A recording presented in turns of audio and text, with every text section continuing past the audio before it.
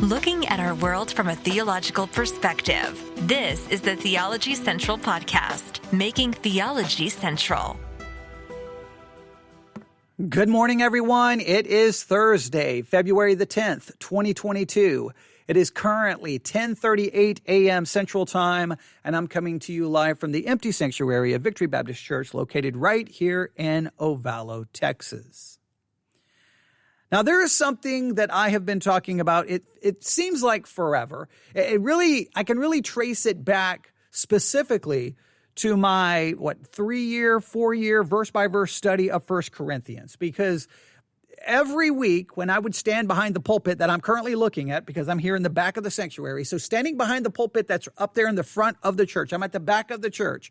But from that pulpit, every time we would start our study of 1 Corinthians, I would say these words. 1 Corinthians is a letter written to a church that was located in a city. The city was influencing the church more than the church was influencing the city. I said that week after week after week after all of these years. If I even start saying those words, most of the people in the church who were here at that time can finish the entire statement because they heard it so many times. 1 Corinthians is a letter written to a church located in a city. The city was influencing the church more than the church was influencing the city. That concept has been true in a roundabout way throughout the entire history of Christianity. Wherever Christianity finds itself over and over and over again, the culture influences Christianity more than Christianity influences the culture. It just happens. Why? Because we spend very little time inside a church building. We spend very little time inside the church. The church is made up of people, and those people spend their lives inside the culture, being influenced by what the culture is saying, what they're talking about on the news, what they're talking about in entertainment, music, books, what people are talking about at work. They're influenced by the culture, and they bring that culture back into the church. So then that begins to influence the church, what is preached, what is taught. Pastors begin to realize, well, the people think this way, and if I say this, well, how is that going to impact the church?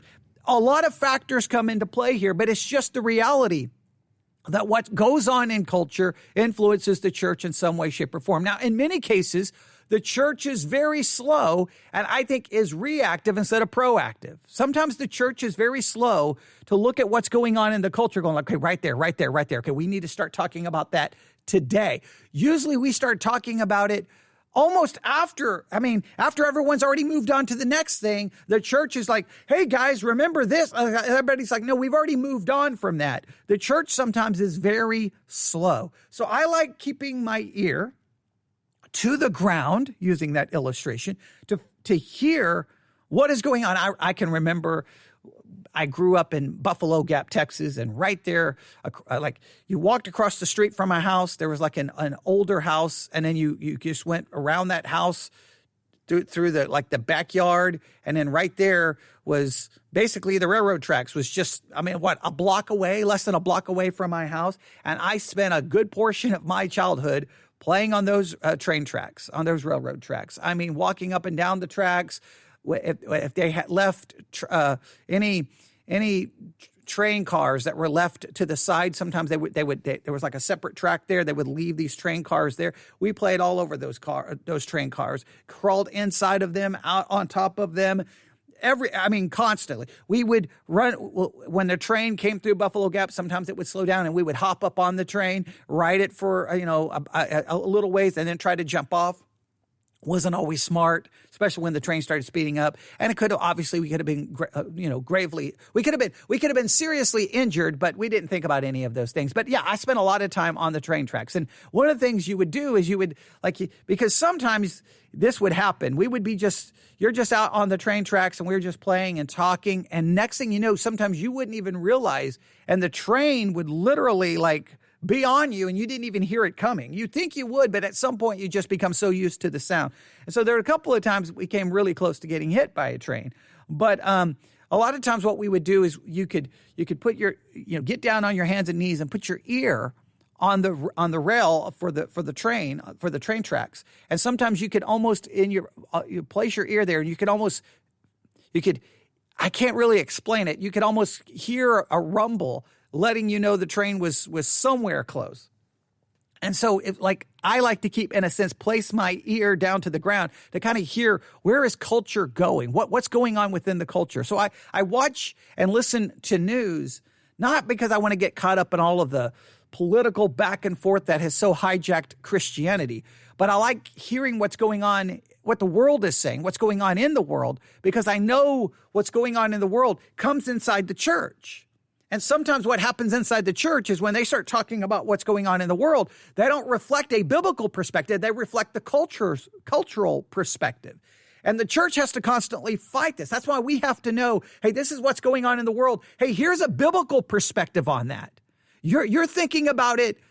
You've been more influenced, and I say this all the time, you're being more influenced by, Glenn Beck, Sean Hannity, Fox News than you are Matthew, Mark, Luke, and John.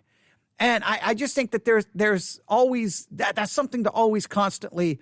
I try to balance it out. I know this.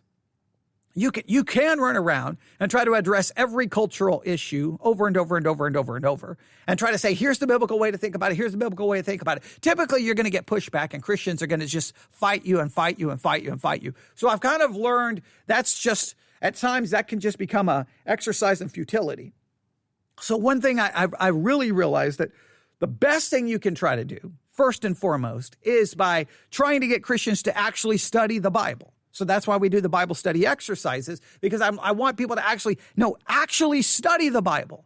Actually study it over and over and over and over, because that will start hopefully transforming the way they think. So then they will have a more biblical approach to some of these issues. But so many times when Christians talk, it's just like, wow, where is Bible in your thinking?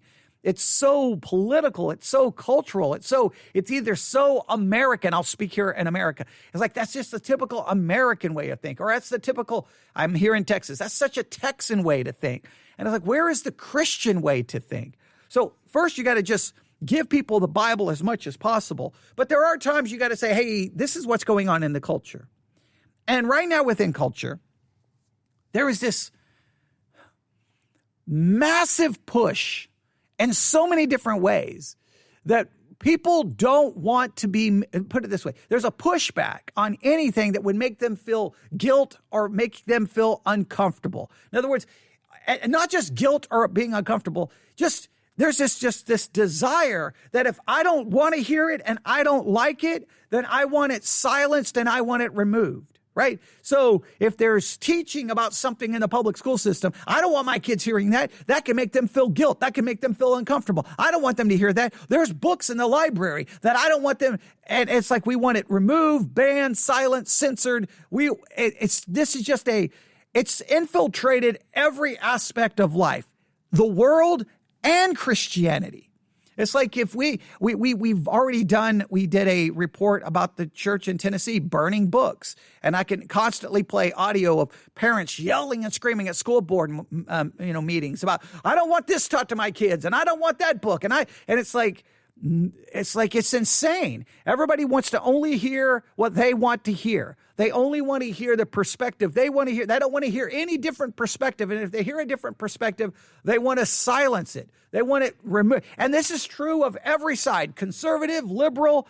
And I don't know what's happened, but I will tell you this. That way of thinking is absolutely detrimental to one's spiritual life. And I'm going to try to demonstrate that in a minute. But first, let's go to listen to what the world is saying in regards to something going on in Florida, right? Something's going on in Florida, and they're going to ban something.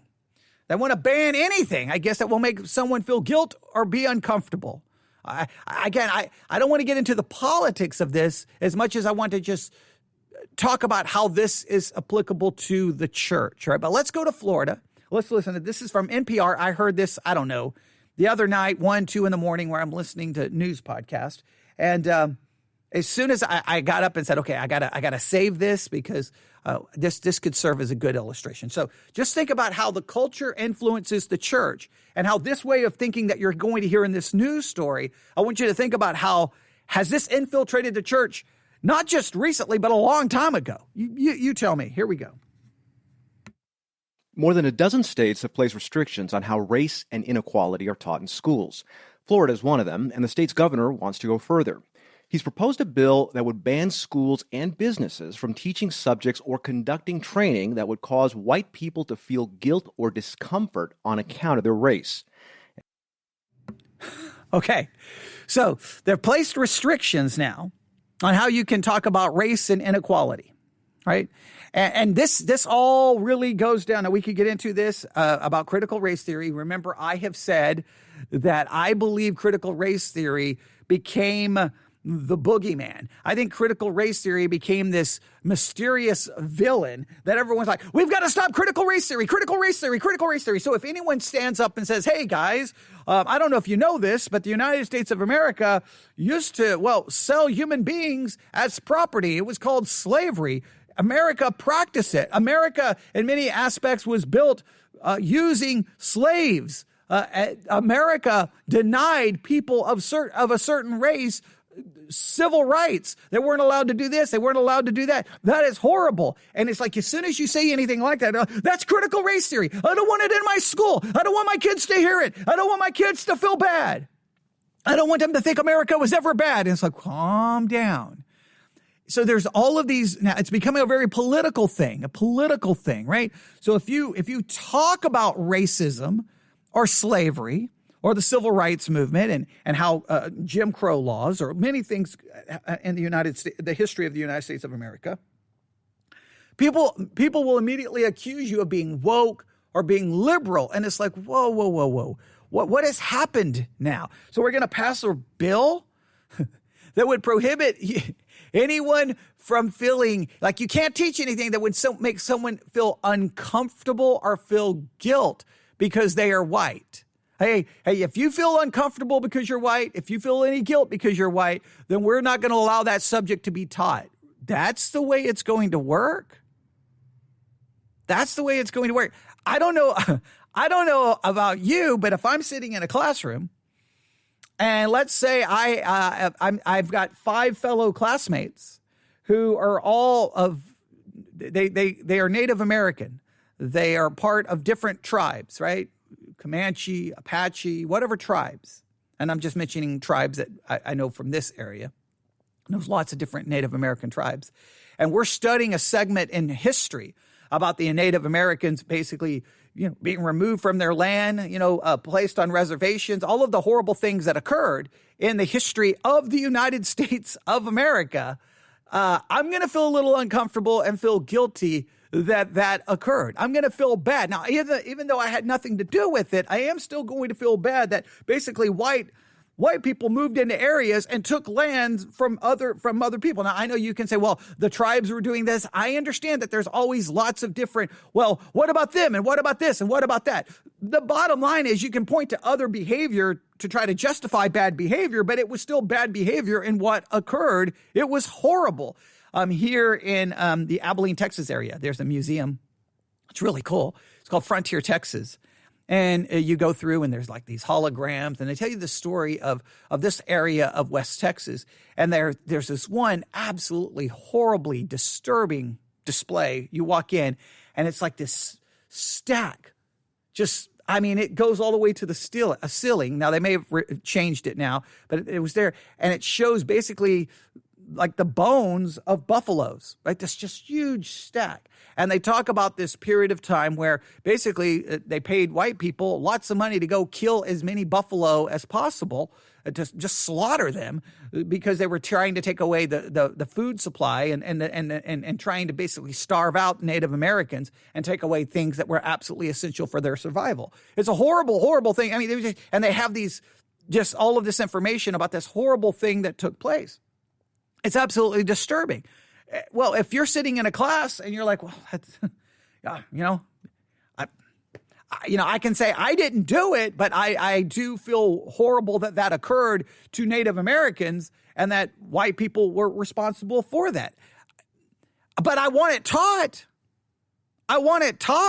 Right? If I am from Germany and I'm sitting in a schoolroom in Germany, I want to be taught what Hitler and Nazi Germany did to the Jews. Is it going to make me uncomfortable that I'm part of a country that did that? Yes, but I want it to be taught. In other words, do we pass a rule that you can never be taught anything that makes you uncomfortable? Anything that may cause you to feel a little bit of sense of guilt? Is that where we're going? Is that I'm going to play this again, and I'm not going to try to interrupt this time. But this raises all kinds of questions here. But I want you to, again, you can have all your political feelings here, but I want you to set that aside because I want you to see how this can infiltrate and impact even the way many within the church think. All right, here we go. More than a dozen states have placed restrictions on how race and inequality are taught in schools. Florida is one of them, and the state's governor wants to go further. He's proposed a bill that would ban schools and businesses from teaching subjects or conducting training that would cause white people to feel guilt or discomfort on account of their race. NPR's Greg Allen has a story from Miami. Florida Governor Ron DeSantis calls critical race theory crap. Although it's an academic theory discussed mostly in college education courses, the Republican governor feels it's trickled down to elementary and secondary public schools. And I think what you see now with the rise of this woke ideology is an attempt to really delegitimize our history. Last year, DeSantis' administration adopted regulations banning schools from teaching critical race theory. Now he wants to strengthen those regulations and broaden them to include not just schools, but also businesses that conduct training to promote diversity and equity. Just understand, when you hear equity used, that is just an ability for people to smuggle in their ideology. The Florida legislature is now considering a bill proposed by the governor that would prohibit educational lessons or training that cause people to feel, quote, discomfort, guilt, or anguish on account of their race. It doesn't name white people, but DeSantis says it will make sure no race is scapegoated in lessons or training influenced by critical race theory. The bill's sponsor in the House, Representative Brian Avila, a Republican, says the measure doesn't suppress discussions of topics like slavery and racial oppression.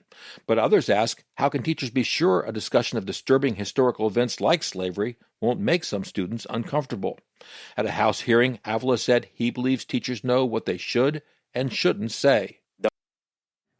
That just sounds so crazy to me. Hey, you can teach on this subject. Well, okay, but what if it makes someone feel uncomfortable? Well, you should just know what you should or shouldn't say. How vague is that? Okay, I can teach on this, but if someone feels uncomfortable, then I've done something wrong. Like, what kind of walking on eggshells kind of nonsense is this? And it drives me crazy that we've almost reached this point within our culture that you can't say anything that could offend anybody. Now, I want to make this very clear. This goes on every side. Like, if you say anything that can make someone feel guilty or feel shame, you're not supposed to talk about it. I think that this is just, I don't understand.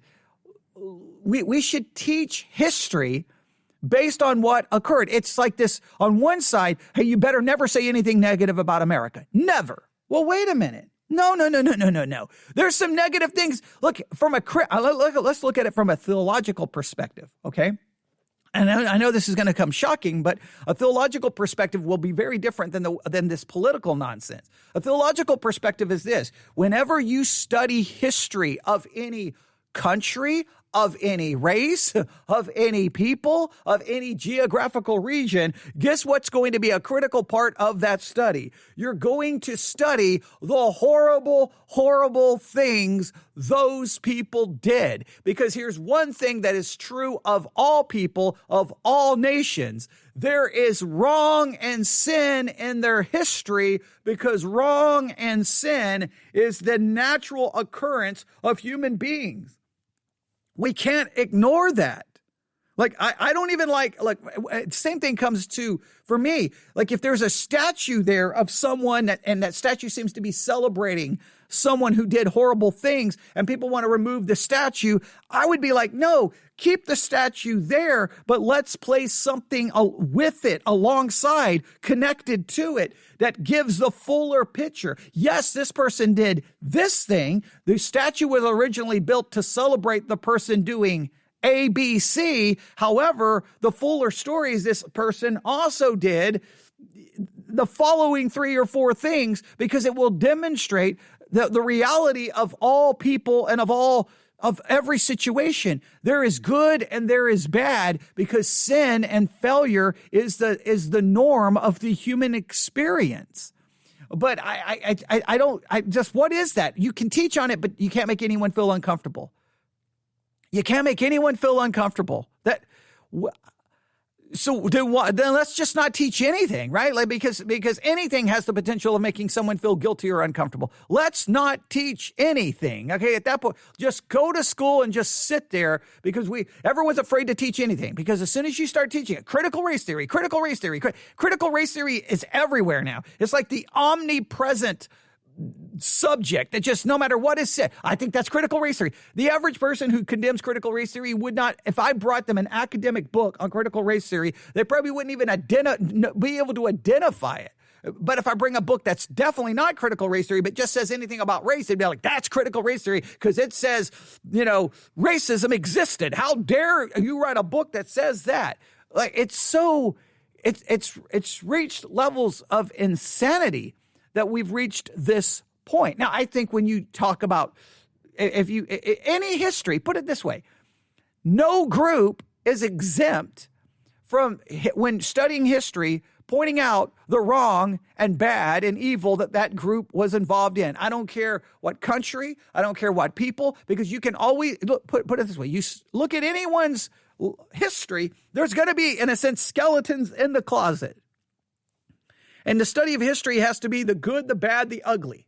The good, the bad, the ugly. And we've got to embrace the good, the bad, and the ugly because it's the story of human history. There's no redemption. And in many cases, human history is not a redemption story apart from the gospel of Jesus Christ because no matter the past, the present, or even looking to the future, looking to the future, you know what I'm going to see? Sin, inequality, injustice, and wrong. But no. Don't make anyone. Don't make anyone feel uncomfortable. Don't make anyone feel guilty. It's kind of reached a critical level. And again, we're going to apply this to the church in a minute. But let's listen to a little bit more of this. The moment that there is any sort of hesitation from an educator as to whether they should say something or not, it's always safe and prudent for them to basically err on the side of caution and not say it. That is the very definition of a chilling effect. Democratic Representative Dottie Joseph. Which is a telltale sign of a violation of the First Amendment. This bill is un-American. At a hearing in the House Judiciary Committee last month, Democratic Representative Ramon Alexander told Republicans on the panel he believed it was written for a single purpose, to mobilize the party's conservative voter base. That drew a rebuke from the chair, Republican Representative Aaron Grahl. Representative Alexander, if you can keep your comments to the bill and not direct it to the motivations of the members that are on this committee in either party, please. Yes, Madam Chair, but I think the motivations is the reason why we're having the bill. Republicans say the regulations and proposed law aimed at banning critical race theory don't stop the teaching of historical facts. But Michael Butler, a history professor at Flagler College, says that's already happened. Last month, Butler was set to lead a seminar for public school teachers on the history of the civil rights movement that was abruptly canceled. Osceola County's school district said it needed to review the materials in light of current concerns about critical race theory. Butler is angry. I teach historical truth. I know what critical race theory is.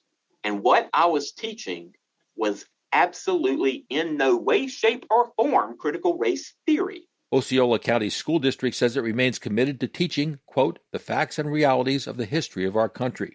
But in the meantime, Butler says, teachers, especially history teachers, are afraid. I've had several teachers reach out to me and ask, how are we supposed to teach African American history during Black History Month? And I think that's a valid concern. It's a discussion playing out in Florida and across the country. A measure similar to that nearing adoption in Florida has sparked a federal lawsuit in Oklahoma, filed on behalf of students and teachers who say it violates their freedom of speech.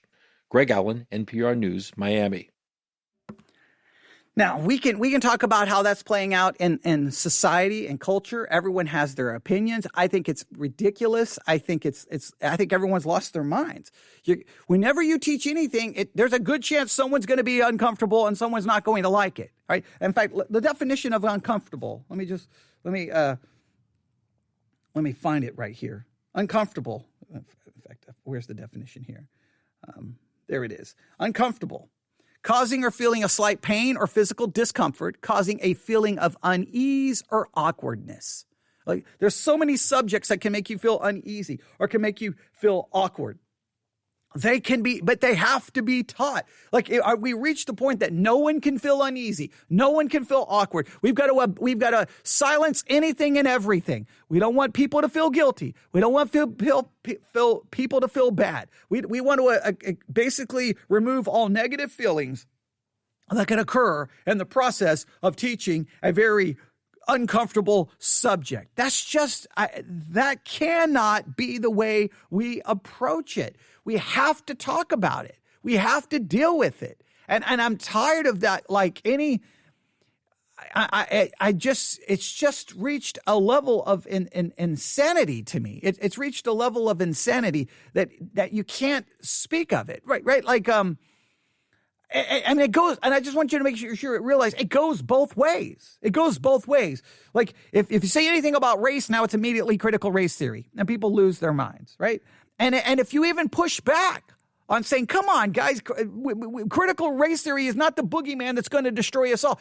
I've played you Christian podcasts like critical race theory is the greatest threat to the church. I'm like, critical race theory is now the greatest threat to the church? Really? Really? That's the greatest threat to the church. Come on now. Like, there's just insane things. But I want you to show that this goes both ways. If you're teaching in school and you're talking about reproductive health, right? And you talk about the way a baby is formed, right? The way the baby is produced, right? Not only the coming together of a male and a female and you go through the science of it, right? The biology of it. And you start talking about it. And you start talking about the development of that baby, or some would not even allow you to say that, the development of the fetus. And you start getting into that discussion. Well, it can get uncomfortable. Right? It can get very uncomfortable. Why? Because some people want to believe that that's not an actual baby. Some believe it is an actual baby. And there's massive disagreements. And not only is there disagreements, there is emotional, people get upset. Well, why? Like, so in school, you got to be very careful what you say because someone could get upset. Let's say you're in a high school classroom. Well, so-and-so, she's extremely pro-choice. And that's not a baby. That's not a baby. The teacher maybe say pro-life and wants to emphasize that, and that they believe the science would demonstrate, no, this is an actual baby. It has a heartbeat, it has brain waves. This is a life. Like, you almost have to try to discuss that in the most you have to almost erase anything that could cause anyone to feel uncomfortable or discomfort or to feel any threat to their ideology. It's like, no, can't we just figure out what the facts are? And you've got to raise, to me, how could you talk about that and not raise the question? How could you discuss that and not at least deal with the question of viability, life, heartbeat, brain waves, DNA, like all of the different things that would seem to indicate, I think that's an actual separate human being inside the mother's womb. It's a different sex. It can be a different sex in the mother. It has there's something here that I think this is a life. Like, you can't bring that up because, oh no, now you're pushing your pro-life agenda, or maybe the teacher doesn't believe it's a life and they try to explain it away. Well, now you're presenting your pro-choice or pro-abortion perspective.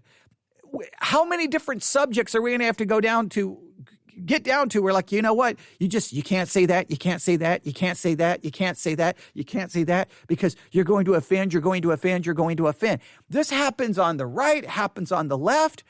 And here's my concern. All right. Now we could talk about, I just want you to realize it happens on all kinds of different subjects. I'm going to see if I can find it really quick because I think, and I didn't think about this till right now. It shouldn't take me long to find it. I think it's very important. All right. Let's see here. I think it's in John chapter 6. All right. All right. Here we go. I'll just we could talk a lot here about everything that happened. I'll just go back to John chapter 6, verse 53. All right, here we go. John 6:53. Jesus is speaking. Jesus said unto them, Verily, verily, I say unto you, except you eat the flesh of the Son of Man and drink his blood, you have no life in you. Whoso eateth my flesh and drinketh my blood hath eternal life, and I will raise him up at the last day. For my flesh is meat indeed, and my blood is drink indeed. He that eateth my flesh and drinketh my blood dwelleth in me, and I in him.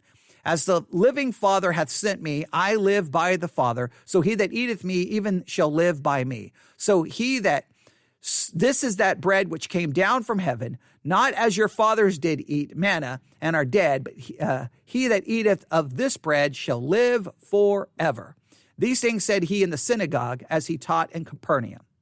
Many therefore of his disciples, when they heard this, said, This is a hard saying, who can hear it? Jesus knew in himself that his disciples murmuring at it, he said unto them, Doth this offend you? What, and if you shall see the Son of Man ascend up where he was before? It is the Spirit that quickeneth. The flesh profiteth nothing. The words that I speak unto you, they are spirit and they are life. But there are some of you that believe not, for Jesus knew from the beginning who they were that believed not and who should betray him. And he said, Therefore I said unto you, that no man can come unto me, except it were given unto him of my Father. Verse 66, From that time many of his disciples went back and walked no more with him. They heard something that offended them. They heard something they did not like, and they walked away. They didn't want to hear it. Now, in 2022, they would have held a city council meeting and this man cannot teach this. This needs to be silenced. This needs to be removed. He needs to be, because we don't want to hear anything that we don't like. We don't want to hear anything. And our culture, it's horrible. This is what happens. If you're a conservative, there's no way you could watch MSNBC or CNN. No.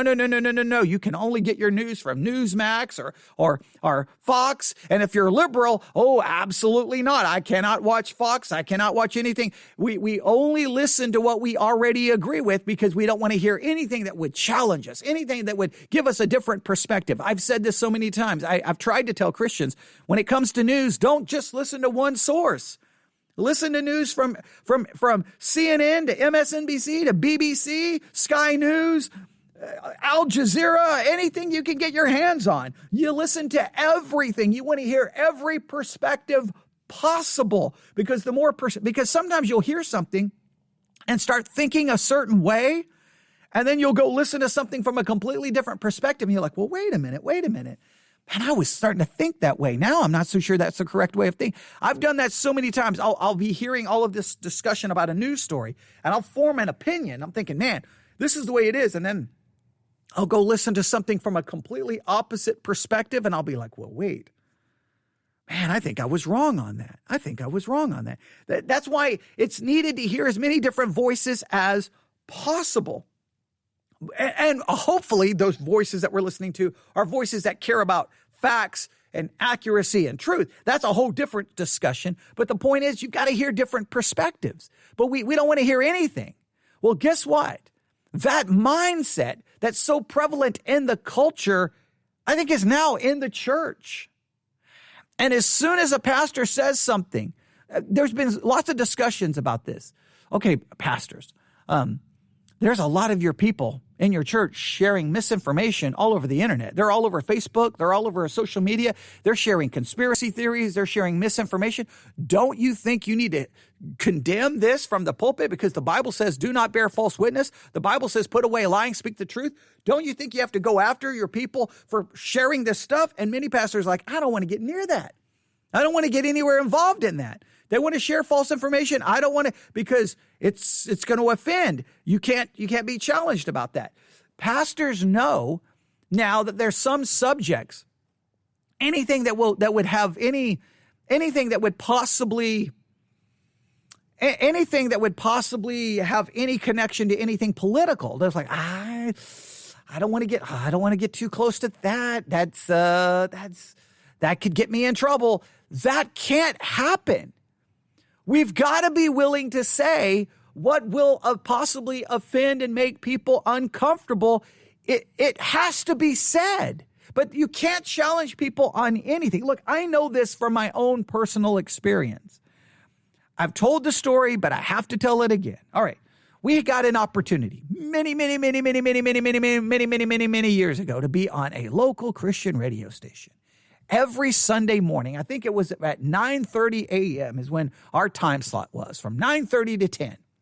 And what most churches did who were on the radio, because basically starting at around 7 in the morning to like noon, basically what this Christian radio station did is they allowed churches to have a 30-minute time slot. Right? Now, basically what you did is you paid to be on the station. It wasn't very much. I think it was like $50. I can't remember what it was. But you paid them so much money and you got a 30-minute time slot. Okay, great. Now, what most churches did is they would just take their previous week's sermon, basically, just put it on there. And basically, if they didn't finish the whole sermon that week, then they would the next week, they would finish the sermon. So in other words, some cases there were multiple weeks behind, but that's basically all they did. And of course, you know me. I'm like, well, I don't like that. We need an intro. We need, I had to try to make it as professional as possible, right? But I also knew, well, wait a minute. I got a 30-minute time slot. Why just play a sermon? Let's talk about issues. So many cases, I would turn on the microphone and I would talk about things that are going on. What's going on within Christianity in the local area? So one week, it was Super Bowl Sunday was coming up, and churches all over this local area were going to cancel services for Super Bowl parties. Some of the churches were even going to be showing the Super Bowl inside their churches. They're going to either in their classrooms or wherever. And I'm like, wait a minute. We're going to cancel the preaching of God's word to watch the Super Bowl? This is wrong. So all I did was took the advertisements from actual churches where they were promoting their Super Bowl parties, and I just called them out. This is what they're doing. This is what they're doing. Now, the radio station got a little mad, but they couldn't get too mad at me because that was the Super Bowl where we had the wardrobe malfunction from Janet Jackson. So there wasn't a lot they could really get too mad at me about there. They were not happy, but they didn't really say much. They were a little uncomfortable with it, but they didn't say too much. They didn't say too much. There wasn't really any condemning. They were a little upset, but it didn't turn into much. But they didn't say, hey, we don't want you doing this. We don't want you doing that. We don't want you doing this. They may have said one or two things, but it wasn't much. Well, then Easter time came around. And churches all over the place were going to have Easter egg hunts. One church was going to have the Easter bunny show up. It was just like, what in the world? None of this has anything to do with the resurrection of Christ. So I, once again, took all of their flyers, all of their advertisements. And I think in this case, I didn't actually read their names. I just this is what's going on. What happened to celebrating the resurrection of Christ? This has turned into an absolute joke. Well, while I'm on the air, I get a phone call. And we had been kicked off the air. They were done. We're done. And then the announcer after our program had to throw in a little, derogatory comment. Had to because, in other words, they weren't going to give me a chance to actually speak. I was just railroaded, turned off because I was offending people. Bottom line is they didn't want me to offend anyone in Christianity on Christian radio. In other words, all I could do is if I turned on the microphone and I went after homosexuals, or if I went after liberals, or if I went after abortion, oh man, you could go to town. But if I said anything that could possibly offend Christians, I was not going to be allowed to be on Christian radio. So we were removed, kicked off the air. Even though we never violated one rule because we were never given a rule, even though there was no even negotiating, there was no talking, we were just finished. We were done because I dared to offend Christians. How dare you do that? You cannot do that. That's the number one rule. I've learned this so many times over and over and over. I've always said that whenever I look at the world, I don't spend a lot of time yelling and screaming about what's going on in the world. I don't get upset about it. Now, I know most of the preaching I've ever heard is always yelling and screaming about how bad the world is, how evil the music world is, or the Hollywood, or how bad liberals are, or how bad homosexuals are. It's always like the world, the world, the world, the world, the world, the world. And I've never understood our obsession with condemning the world. They're lost. What do you expect lost people to do? It's almost like Christians like, I don't know why those lost people don't act like Christians. I'm like, well, look around the church. Shouldn't we be more worried about when we don't act like Christians, which we do all the time? So I've never really spend all my time condemning the world. I tend to go, here's what I tend to do. I see whatever's going on in the world, and what I have a tendency to do is like, okay, what do Christians need to do about this? Let me state it differently. I look at what's going on in the world and think, well, how are Christians thinking about this? Is our thinking right about this? Is our actions right about this? What do Christians need to look? In other words, I take what's going on in the world and say, how can we look at ourselves in light of this? I did that same thing with the Rise and Fall of Mars Hill podcast.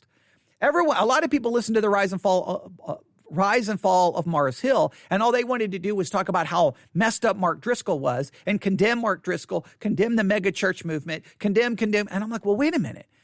Maybe we should just look at ourselves. So when I hear that the world is like, we're going to pass a rule that we can't do this, and you can't talk about this, and you can't teach this because we don't want to be offended. I'm like, you know what? That mindset is very much in the church. It's very much in the church. If I talk about anything wrong inside the church, it's Christians who tend to get mad. They don't want to hear that. They want me to tell you how bad the world is. They don't want to hear about our shortcomings within Christianity. Judgment begins with us. We should look at ourselves first. So how comfortable has an unspoken law been passed within Christianity so that we don't say anything from the pulpit that could possibly offend Christians? Now, we got no problem offending the world from the pulpit, but I'm talking about really saying, let's look at ourselves. Do we have a tendency to do that, or do we have a tendency to emphasize the sin of everyone outside the church? I've just noticed that you got to be careful what you say. You can't say anything. I can remember so many times. I mean, my whole ministry has been it's all of these series of events that got me in trouble for looking at what we do. I'll never forget. I was supposed to get out of the military, and I was supposed to become the associate pastor of Heartland Baptist Church in Bellevue, Nebraska. That was how it was all. I was going to be perfect, right? I was going to get out of the military. Everything was going to be great. And it was Pastor Appreciation Sunday. Oh boy. All right. And so Sunday night, we're going to do, because you know what churches have to do. We're going to shorten the sermons, right? Because we got to get downstairs to going to show pastor appreciation by having fellowship and a cake. And I don't know, we got to eat some food because, that's how we're going to show pastor appreciation. In other words, anytime the church does anything, you know what's going to get cut, the preaching of God's word. So I was asked to preach, and I was like, okay, so Pastor Appreciation Sunday. Now, what can I do? Well, I know what's expected of me. I'm supposed to stand up and just basically say they wanted it somewhat short, say some positive words about the pastor and about the church and blah, basically, give me a nice hallmark moment. And I don't do those things. I don't do that. So I'm thinking, if I was a pastor, what would really show me appreciation? What would show me appreciation if I was a pastor? And I'm like, what would show appreciation to a pastor? How about you people actually show up? There you go. Hey, here's a novel idea. Why don't you actually show up with a Bible ready to pay attention? How about actually show up on time? Like I went through some things that would really bother me if I was a pastor, right? So I went after some things that I think bothers me. Like, how can you have 300 people on a Sunday night and 30 or 10 show up on a Wednesday? Like what? And you think I'm exaggerating? literally like 300 people would be there on a Sunday morning, but you get to Wednesday, we didn't even meet in the sanctuary. We met downstairs in a semicircle, just a little semicircle of chairs. And I'm like, where is everybody? But no, they can't show up on a Wednesday. Can't show up. Sunday night, you go from like 300 to 75 on a Sunday. Where did everybody go? Like, how is that showing forget a cake, a potluck, and a card. The pastor needs to be shown appreciation by that kind of thing, actually showing up. And then I talked about how from the Sunday school class that I taught for the singles, where we were kind of like literally in a closet, but there was a window and I could look down at the parking lot and I would see teenagers coming into the church. And I noticed that a week after week that they didn't come in carrying a Bible. And so I went after, in fact, so the teenagers of this church, I guess I don't seem to think that they need to show the pastor any appreciation, because when a pastor preaches, he actually wants people opening a Bible and paying attention. Oh, well, that offended the parents. Now the parents were ticked off at me. The teenagers weren't offended. The parents got offended because it made them look bad. But by the time the sermon was over, I was done. I was finished. So that ended my ministry career there. I was never going to be the associate pastor. I could not get out of the military. Basically, the pastor had to come tell me, it's over. You're done. You finished. You ruined yourself, basically. And, I did. And you could say, well, you were stupid. You were dumb. Maybe I was, but we can't ever hear anything in church that can make us uncomfortable or offend us. Never. We can never hear anything. We've always got to be told that everything is wonderful and everything is great. It reminds me of the prophets. Whenever they went to Israel and said, you're going to be judged. Oh, you hate our country. You don't hate. No, they wanted the prophets to say, peace. Everything's going to be wonderful. Judgment's not coming. Christianity loves to judge everyone else. Christianity doesn't like to be judged. Christianity loves to criticize everyone else. It doesn't want to be criticized. Christianity wants to silence everyone, but it doesn't want to be silenced. Christianity wants to ban and burn everything else, but it doesn't want anything about Christianity being banned and burned. It is absolutely crazy the way Christians think on so many levels. It's just insane. And the church is the one place where I guess you can't say anything that could offend Christians. No, let's look to ourselves. Let's look to ourselves. For example, one of the things that got me in trouble early on when I was quote unquote, I hadn't even gone to Bible college or anything. I was given opportunities to preach almost from the word go when I was a young Christian. Young Christian, they were still putting money behind the pulpit. I'm not saying this was always the smart thing to do, but I can remember as a young Christian, I went after the church on how we treat homosexuals and how we treat transgender. I think cross-dressing is the term I used back. It was like in the 1980s. But I went after how, homosexuals and cross-dressers and people like, how do we treat them? And instead of condemning the behavior, I went after how the church responds to people like that. And again, and I offended Christians because what I should have done is condemned homosexuals. Now, I got no problem saying homosexuality is a sin. I got no problem saying that. But so is fornication, all right? So is all the teenagers involved in sexual sin sitting in the youth group. Yeah, but we just condemn everyone else's sin. And it's just so weird that we like the culture has gotten this, and I think the church has this mindset. We have to hear perspectives we don't always agree with. We have to hear things that sometimes may step on our toes, that may offend us. When you go to a church, if the pastor's not preaching to you, he's preaching about people not there, then what's the point of you being there? The people he's preaching about should be there. If he's always preaching about the world, those bad Catholics, those bad that, and it's never about you, then he's not ministering to you. He's trying to minister to the people not there. You've got to say things that may offend the people here. I have a tendency to say, I'm going to talk about the people. I'm going to talk about things that are possibly offensive to the people sitting in front of me. But I think it's fascinating that now we're going to pass rules. You can't teach anything that can make someone feel uncomfortable. You just can't. You just can't do that. That's just That's a step too far. We don't want them to feel guilty. We don't want them to feel uncomfortable in any way, shape, or form. Well, I'm sorry, you deal with some racial issues. There's going to be some uncomfortable things. There's going to be some uncomfortable things. Now, it goes both ways. When I lived in Nebraska, Boys in the Hood came out. And there was all this discussion about going around in the news about violence occurring at movie theaters. And it was almost like this idea that if you were white, you could not go see Boys in the Hood in certain parts of certain cities that may be more, that may have a population that was not white. And I was like, well, that's ridiculous.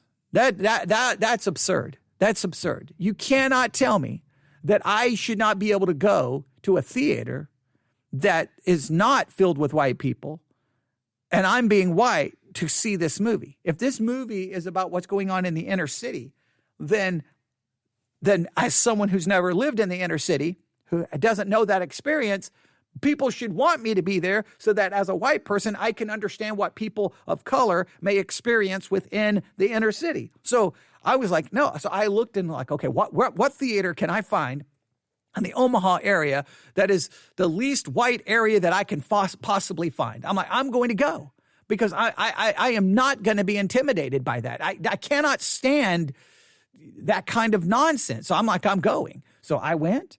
I walked in and yes, I was the only white person there. Oh, I had a few comments thrown at me. Yes, I did. I had some things thrown at me, like popcorn, different things. I had some questions about why am I even there? And I got a little nervous. There were things said in the movie that I was like, oh, come on now. That's not, I don't understand that way of thinking. There's got to be, like, I was looking at what was going on and quote in the inner city in this movie Boys in the Hood, and I'm like, there's got to be a better solution than this, right? So other people were talking to the screen. I kind of got involved in talking to the screen, which then made some people then talk to me. So it got intense. And I was a little worried for my safety when it was all over. I was a little bit. I'm not gonna act like I was all brave. But what was crazy is I get up, I get ready to walk out. And I'm in the just come right out of the screening, right back kind of into the hallway, and I think it was maybe 4, maybe 5. It was African American girls who came up to me and they asked me, "Why are you here?" And I'm like, "Well, I'm here because I've heard that this movie talks about the reality of what's going on in the inner cities." And I also heard that in some theaters that if a white person came to, that they were not going to be welcomed. And I thought that was unacceptable. So I wanted to come here to see the movie for myself and understand this perspective. And they stopped and they said, well, you know what? We think that's really cool. And they started talking to me and it was awesome. I wanted to hear about some of their experiences that they had. They asked me where I was from, like from a little small town in Texas called Buffalo Gap. I mean, Abilene's where I was born, but I grew up in Buffalo Gap and population 200, 300 people. There was no inner city. There was nothing like this. So I have not experienced these things. So they were really cool. And before it was all said, they actually said, thank you. Thank you for be willing to hear and see this perspective. And turned out to be a great experience. It was a little nerve-wracking, but the thing is look, did everything it said in that movie make me comfortable or I agreed with? Not necessarily, but I still wanted to hear that perspective. I still wanted to hear and see that perspective because it's a perspective that I didn't have. I've told the story. I'm trying to just throw out a lot of different examples here. I had heard over and over and over from many people who are African American, people who grew up in different parts of the country, how of their encounters with police, and they would tell these stories. I'm like, there's just part of me wants that. There's just no way that's real. There's just no way. I've had to deal with some jerky cops, but I've never had to deal with these kinds of things. This can't. And it's like a part of me is like, that can't be. That just can't be until one night in Council Bluffs, Iowa, I'm with my friend who's African American. We're driving back home because the church had this church function, hayride nonsense, whatever it was that I had to go to, because if I didn't go to, I wasn't spiritual or something. So him and I was like, let's leave. So we're going to leave early. So he's in my truck. We're driving through Council Bluffs, Iowa. I don't know how late. It's not even midnight. It's probably 10 or 11 p.m. And I pull up to a red light. I stop, turn on my blinker, and I turn a right on a red. There's no sign saying I cannot do this. Next thing you know, lights come on. Police car behind me pulls me over. And I'm like, what in the world is going on? Why would they get pulled over taking a right on a red? I stopped. I'm clearly not even speeding because I just stopped at the red light. Like, there's nothing going on here. And what blew my mind is the cops did not come to my side of the car. They went to my friend's side. They tapped on the window. And he rolls down the window. Wait, he's the passenger. They're within the window, and their first words were, "What are you doing, boy?" And I look over like, what the heck is going on? Now, my thinking was probably words I probably shouldn't even say. And I'm like, this cannot be happening. And they kept referring to him as boy. They wanted to see his driver's license. And I'm like, whoa, I'm the one driving. Right? And so I'm starting to get mad. He's starting to get mad. I'm trying to calm him down. And I'm like, what is and it's clearly like they're almost trying to provoke him to do something. And I'm like, I have never witnessed anything like this in my life. Like, this can't be, this is something out of a movie, right? Finally, they come over to my side. They like start questioning, where have we been? Where are we going? And I'm like, why is it any of your business of where I'm going or where I've been? Did I do? And then they tried to tell me I ran a red light. And I'm like, I didn't run a red light. It was just this, it lasted, it felt like for 30 minutes. It probably was about 15 minutes, back and forth. They wanted, I think they even took the driver's license from my friends, which makes for my friend, which actually makes no sense. He wasn't even driving. Do they even have a right to do this? They finally came back and then just gave us a warning. I don't know what it was about. I, to this day, don't know what happened. It was the most insane, racist garbage that I've ever experienced in my life. I was so angry, and he was like, it happens. And I'm like, what do you mean? Now, he was mad, but he was like, to him, he had experienced it before. I'm like, how could you have ever experienced anything like that? Can't be happening. Like, in my mind, that doesn't happen. That's movies. That's I saw it firsthand, changed my whole perspective, made me very uncomfortable. Okay. But that reality needs to be talked about. Could that make white people uncomfortable? Yes, it could. It can't be ignored. Like, you would have asked me before that. I would have said people make it up and they're exaggerating. I witnessed it. Yeah, my whole perspective changed drastically. Now, I don't want to exaggerate and say every cop is that way. I'm not going to say that. I'm not going to say every time something goes wrong in a traffic stop, it's because of that. I can't exaggerate it from that perspective, but we can't deny it. All I'm saying is, if you're going to talk that in culture, you're going to have to say things that can make people uncomfortable. And that way of thinking cannot come into the church where we're like, we don't want to hear anything that makes us uncomfortable. I open up scripture, I'm going to be made to feel uncomfortable, especially if the application is to us. We want to make the application to everyone other than us. We cannot do that. We cannot do that. There you have it. I'll just stop right there. That's a crazy news story to me. And I don't know where this is all going. I mean, this kind of fits in with so many things happening within culture. You know, someone says this, someone says that, silence them, get rid of them, cancel them, boycott this, that. I mean, I don't know where I guess we're going to be in a culture where everyone is going to be canceled. Everyone's going to be canceled. And when you silence everyone, where are you then? But I'm worried about this, how silencing that occurs to pastors from pulpits. We got to look at how this applies to the church. All right, I'll stop right there. You can email me your thoughts, newsif@yahoo.com, newsif@yahoo.com. All right, thanks for listening. Everyone have a great day. God bless.